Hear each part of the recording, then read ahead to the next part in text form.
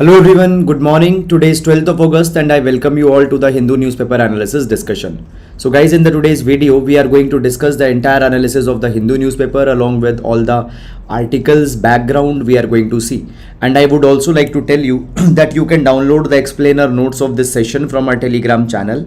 In this explainer notes, we have actually given all the articles detailed analysis. This particular PDF can be downloaded from our Telegram channel. Link for the Telegram channel is given in description box in YouTube. So you can visit Telegram and from there you can download it. Now, first of all, let's take the overview of entire newspaper so that we can understand that which articles are actually important in the today's newspaper. So on the first page, we have this article, Centre seeks to overhaul British era criminal laws. We'll take this particular article. Then the PM cracking jokes when Manipur is burning, not important article with respect to the examination. In the city section, 28 students of MCD school fall ill after eating midday meal. Mayor says gas leak from train. Okay. Then guys, further in the regional section, we have these advertisements and all such kind of things which are not important for the examination. Okay. Demolition drive in New Haryana government dismisses ethnic cleansing charge. There is one article on this particular line also that have come. We'll take this particular article also. Then here we have an article, Luna 25 will not affect Chandrayaan, Russian space agency. We'll take this particular article for the exam point of view. Then guys, we reach to the editorial page, and on editorial page we have this article, in demolition Raj the High Court as beacons. We'll take this particular article. India needs a new economic policy. We'll take this particular article also. Fine, here we can see Villavincio's murder should force Ecuador to fight organized crime. Okay, so basically guys, here we see that the assassination of presidential candidate has happened, okay, just before the voting. So it shows the problem of declining law and order. However, for our exam point of view, much important substance is not there in this particular article. So I'll not advise you to go too much in detail in that. Here we have article, petty battles, the debate in parliament did little to contribute peace process in Manipur. So the article is talking about that nothing conclusive has happened.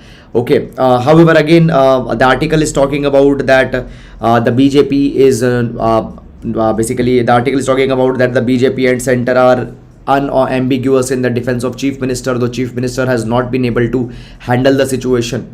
Again guys, political references have been given, nothing much important has been there. Then ground zero report, sunshine in my eyes can make me cry. Okay.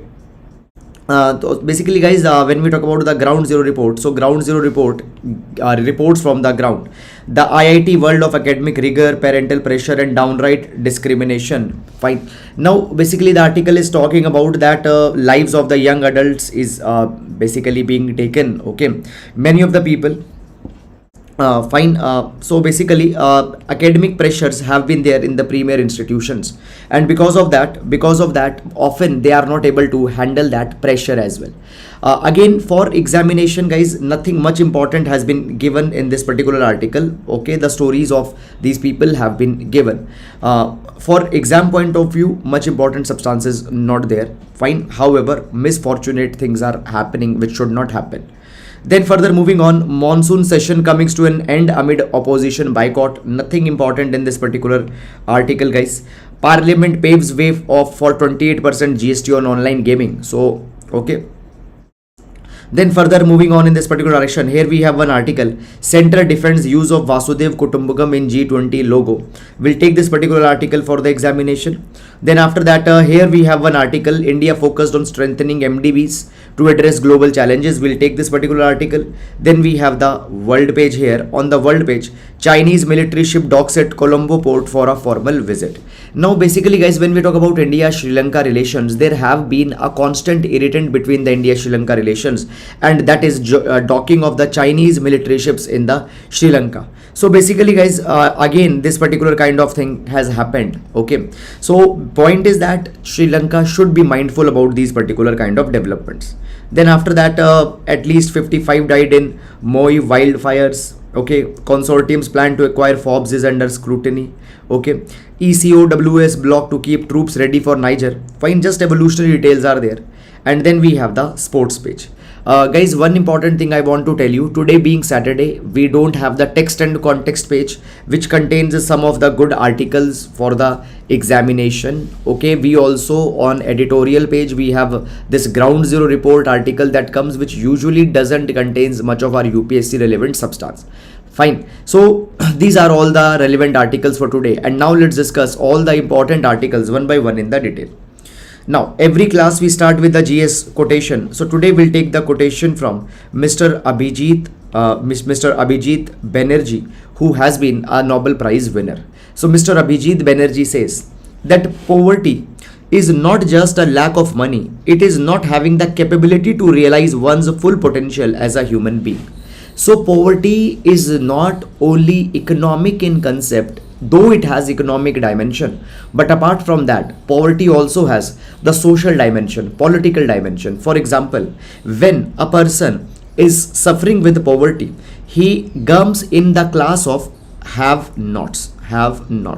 So we see society has been divided in two classes on economic lines, that is the class of have and class of have not. And when we talk about these class of have not, often they face a lot of discriminations.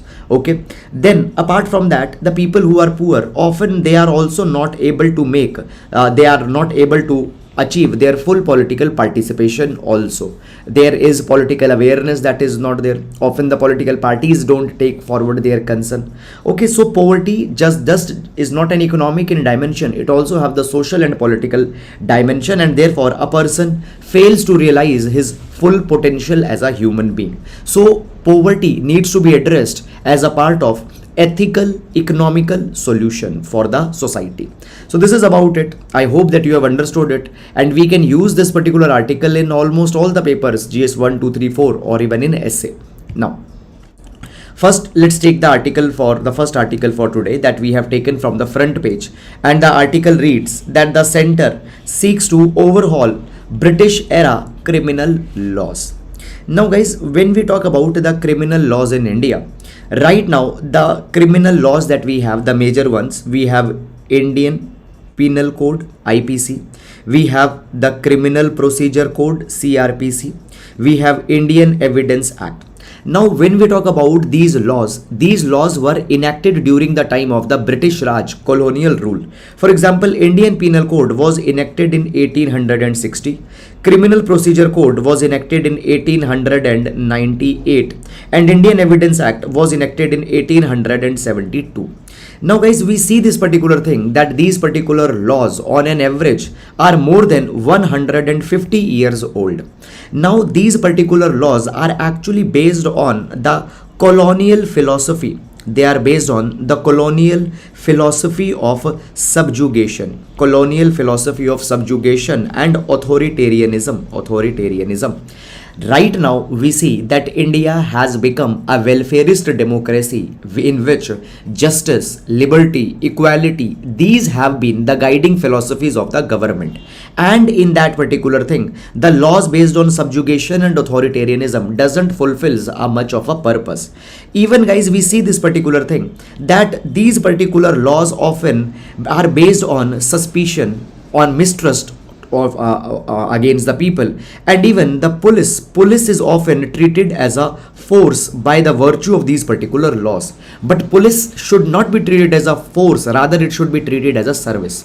And for that particular thing, the underlying legislations have to be changed. So for this particular thing, now the Home Minister has proposed the new bills to replace these particular acts. And let me tell you one by one which will replace which. So I have used here the color coding. For example, you see this thing, that we have the Bharatiya Nyay Sanhita Bill 2023. Now Bharatiya Nyay Samhita Bill 2023 will replace the IPC 1860. Then the next is the Bharatiya Sakshya Bill 2023. Now the Bharatiya Sakshya Bill 2023 will replace Bharatiya Sakshya Bill 2023. It will replace the Indian Evidence Act 1872.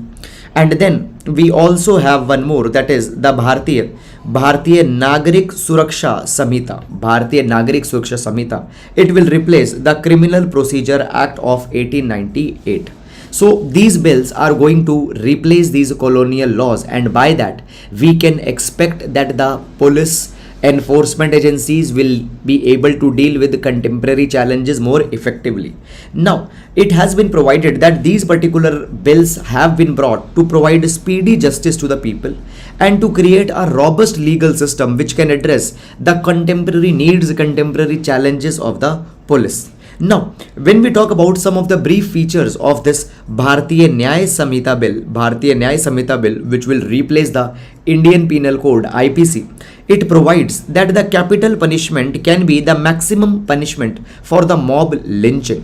Now, guys, when we talk about the capital punishments status in India, okay, up till now there has been the Supreme Court, which has come out with Supreme Court has come out with the rarest of the rare doctrine, rarest of rare case doctrine.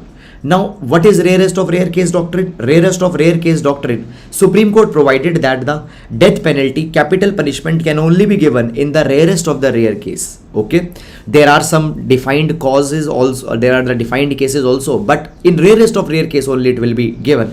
And according to government, it has provided that mob lynching is one of a crime for which capital punishment can be given. And there is also a 10-year imprisonment that has been suggested for sexual intercourse with a woman on the false promise of marriage. And we have seen that many a times such kind of a cases also reach to the courts where it has been said that the false promise was made. But the point is that how that particular thing will be ascertained, whether the promise was there or not. However, that has to be seen over the period of time. And then one more important thing is there, guys, the issue of marital rape. Now, guys, when we talk about the present Indian Penal Code, so we have two of the provisions, that is the section 375 and section 376, which defines the rape and which also defines the punishment for the rape. Now, as per the present provisions of the rape, marital rape, where a husband has carried a sexual intercourse with the wife without the consent of the wife, that is not a rape. Fine, that is not a rape. Though in this particular direction there are many petitions that have been filed in the judiciary that marital rape needs to be made as a crime because it compromises the women's sexual autonomy and bodily autonomy. Fine, in this direction Delhi High Court also earlier gave the split judgment. So matter up till now has not been settled. But in this particular new bill also the matter has not been addressed. The bill states sexual intercourse by a man with his wife, if wife is not below the age of 18 years, it is not a rape. So the marital rape issue has not been addressed even in this particular new bill also. Further, this new bill also defines terrorism, also defines separatism, armed rebellion against the government, and has prescribed the punishment. Now, guys, as of now, these particular things were taken into the different laws. For example, there was Unlawful Activities Prevention Act, okay, and such acts under which these things were taken up. But now under the Bharatiya Nyaya Samhita bill, this particular things will be taken up. So this is, guys, all about it. And we see that government, in an aim to remove the colonial adjuncts from the Indian legal system, is doing these particular things. However, it has to be seen that how successful the implementation of these particular things will happen. That is something that is to be seen. We'll now move to the next article. India needs a new economic policy. Now, guys, this particular article is written by Mr. Subramaniam Swamy, who was former Union Minister of Commerce and Law and Justice. And guys, when we talk about Mr. Subramaniam Swamy, we have seen that the minister that he has actually been aligned with the BJP But this particular article, he has criticized the present government's economic policies. Now, understand this particular thing, that though you don't need to go too much in the hairline details of this particular article, because outright criticism of the government has been given, but some of the points are there which we can take from here and we can use as a reference in our GS paper number 3, economy related answers. Fine. So basically, the article says that the 3 conclusions can be made from the National Statistical Office NSO's data that is being released since 2014 and 15. Now, NSO, National Statistical Office, is the body under Ministry of Statistics and Program Implementation, and it releases the important data and information. For example, it releases the periodic labor force survey, which gives the information about labor force participation rate in India. Consumption expenditure survey also is released, which gives information about the poverty in India. Okay, one important thing, guys, keep in mind that National Family Health Survey 5, National Family Health Survey, this also you might be reading, it is not released by NSO, it is released by the Ministry of Health and Family Welfare. So keep that particular thing in the mind. Now, according to multiple reports, multiple data that have been released by NSO, certain conclusions can be made according to this particular article. First conclusion, it says that the GDP growth rate has declined since 2015 and 16, and it is being said that it is actually declining annually, and the growth rate, average growth rate in this particular period can be defined as the Hindu rate of growth. Now, Hindu rate of growth, actually this particular dictum was used between the period 1955 to 1977, when the growth rate of India was very much low. According to the author, it is being said that this period has seen the GDP growth rate of around 3.5%, which can be referred to as the Hindu rate of growth, as in the history 1950 to 1977 it was referred. It has been said that what is being referred to as Vikas, in reality it is not Vikas, rather the Hindu rate of growth, very slow growth rate, around 3%, 3.5% growth rate.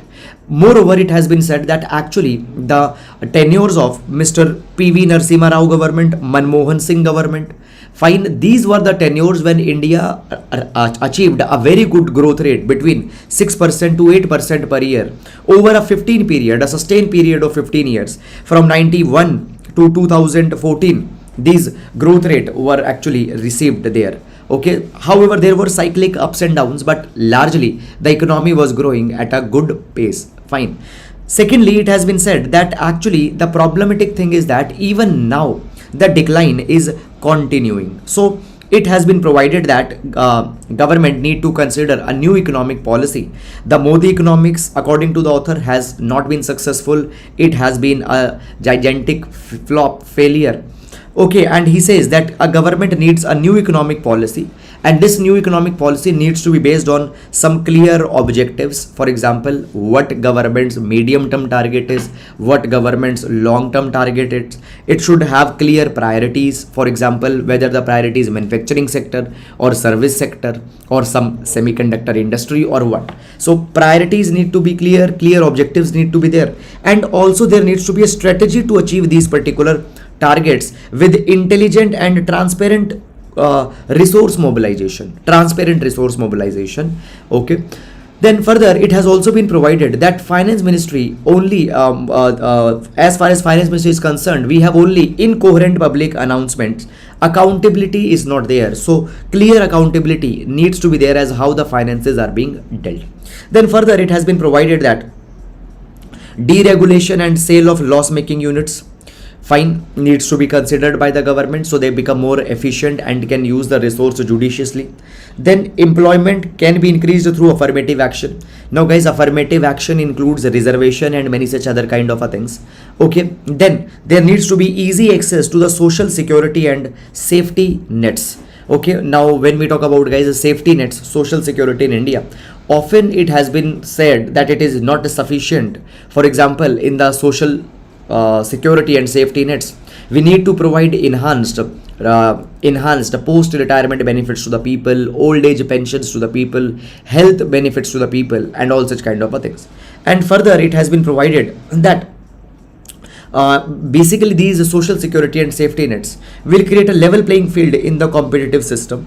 Okay, Further, it has been provided that when we talk about India, okay, India needs to focus largely on the structural reforms. And when we talk about the structural reforms, we need to go for complete overhaul of the economy to make it aligned with the present challenges. Okay, we also need to focus on the ideas such as transparency, accountability in economy, trusteeship. Now, trusteeship theory was given by Gandhiji, and according to the theory of trusteeship, Gandhiji provides that the people having the wealth should not behave as the owners of the wealth, rather they should behave as the trustees of the wealth, and wealth is to be used in the public trust. Okay, and monopolistic tendencies needs to be reduced, and by bringing these economic reforms, these steps will reduce the monopolistic tendencies and will be help to form a democratic and harmonious society. So this is about this particular article. I hope that you have understood it, and now let's move to the next article. In Demolition Raj, the High Court has beacons. In Demolition Raj, the High Court has beacons. We'll see this particular article with respect to the GS paper number 2, issues related to the law and order, as well as GS paper number 4, ethics. GS paper number 4, ethics. Now, so recently, guys, we have seen this particular thing, that there were the communal clashes that happened around the region of Gurugram, Nu in Haryana. And after these communal clashes, what government's response has been? Government has actually started the demolition of the houses. Now, it has been provided that what the traits of the good administration are. A good administration after this particular thing would have actually swiftly responded to restore law and order, maintain peace, arrest the people who have been responsible for these riots after the investigation, not on the basis of religion but on the basis of the people's involvement in the riots, and legal process, legal charges, prosecution, all these particular things would have been started. But what has happened? The government is now involved in demolishing the houses of the people who were suspected to have been involved in the violence. Overnight, these particular things is being done without the notice. Now, the point is that basically there is a golden rule of justice that, if you fail to provide punishment to few people who have actually committed a crime, it is still acceptable, but you cannot punish even a single person who has been innocent. That is not acceptable. Now, point is that when a proper investigation doesn't happen, and when these kind of things happen overnight, there might be a possibility that few people might face a collateral damage. They might actually, there might be possibility that out of just suspicion, some people might get targeted. So this is something which becomes an issue. Now, guys, it has been said that right now, what is the role of the court? The courts have been the guardians of the constitutions, the protectors of the constitution. Now, it has been said that this bulldozer justice has become a new norm, and many of the states, such bulldozer justice has actually have been taken place. For example, in Uttar Pradesh, the bulldozer justice happened. The Supreme Court of India was moved and it started the proceedings, and it asked some difficult questions that why are you targeting the one community? Why is it only these houses when there are thousands of illegal constructions? Okay, so government says that actually we are demolishing these houses because they are illegal constructions. Now, government asks that there are so many illegal constructions, but why you are targeting specifically? Even the High Court during the Haryana demolitions have asked that is this ethnic cleansing? Now, though that particular thing was said that no, it is not. But now the question says that, the article says that now the responsibility falls on the High Court, who have been the responsibility to protect the rights of the people. And under the Article 226, the High Courts, they have the power to provide the constitutional remedies to the people. So we need to see that how the High Court will respond in this particular direction. So that is all, guys, about this particular article. I hope you have understood it. And now let's move to the next article. Luna 25 will not affect Chandrayaan, Russian space agency. So basically, guys, you might be knowing already that Chandrayaan 3 has been launched by India, and Chandrayaan 3 is expected to land on moon around August 23. One thing is that, guys, between that there are many articles that are coming with respect to the Chandrayaan, okay, that the Chandrayaan has been shifted to the orbit, fine, Chandrayaan has entered the lunar orbit and all such kind of a things.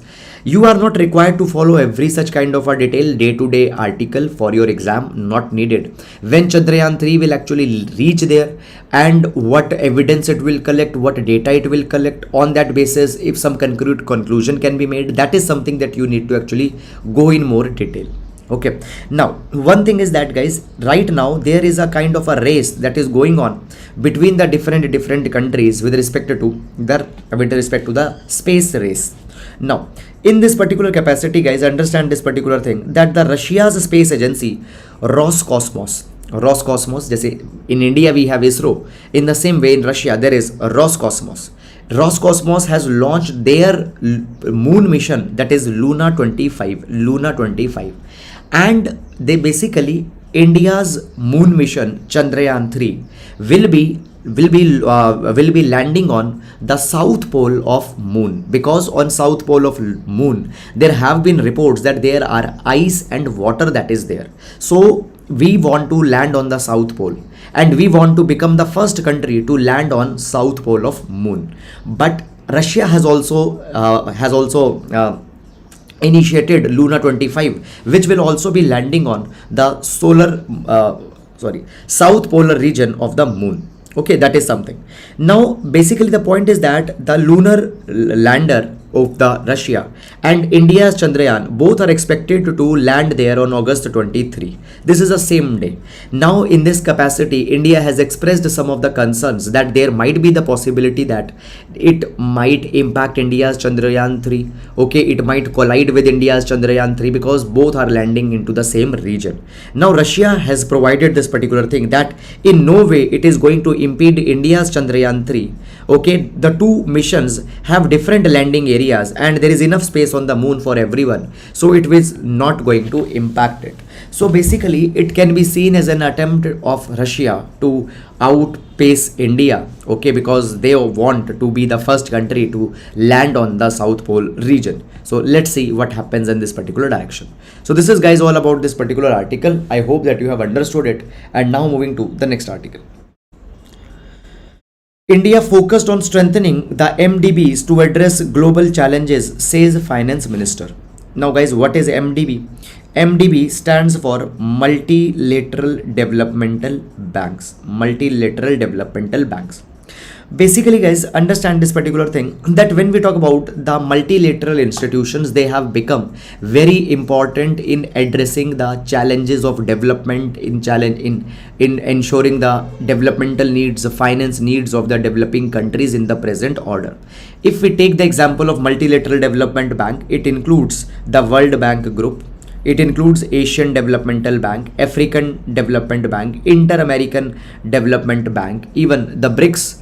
Fine, okay, BRICS Bank is also there. Okay, so basically these institutions are responsible for financing the developmental needs in multiple countries, and these multilateral developmental banks, they actually aim to address the shared global challenges. For example, the challenge of diversity loss, the challenge of climate change, all they aim to address, and for that they provide loans, grants, technical assistance to developing countries and help in economic and social development of developing countries.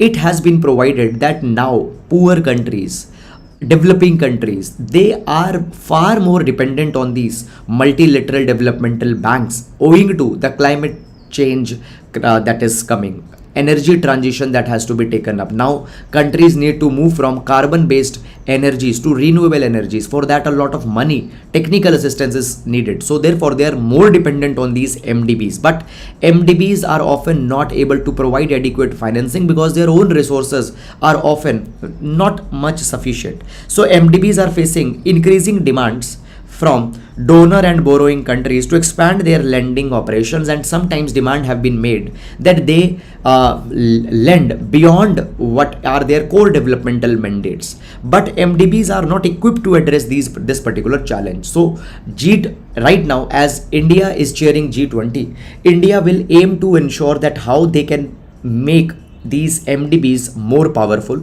so that they can address the growing challenges of development.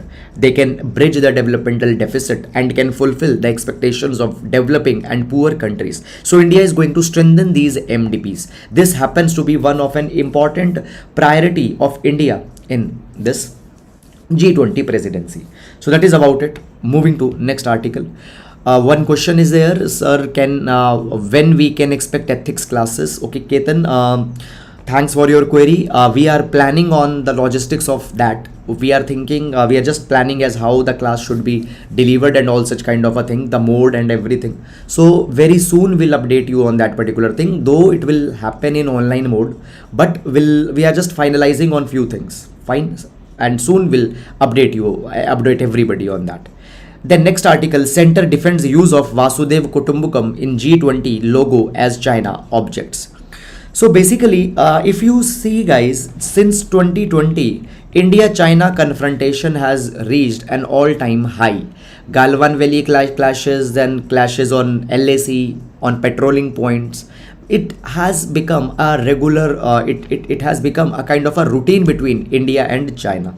Now, if we talk about G20, which is being chaired by India in 2023, India has adopted Vasudev Kutumbakam as a theme of India's G20 presidency.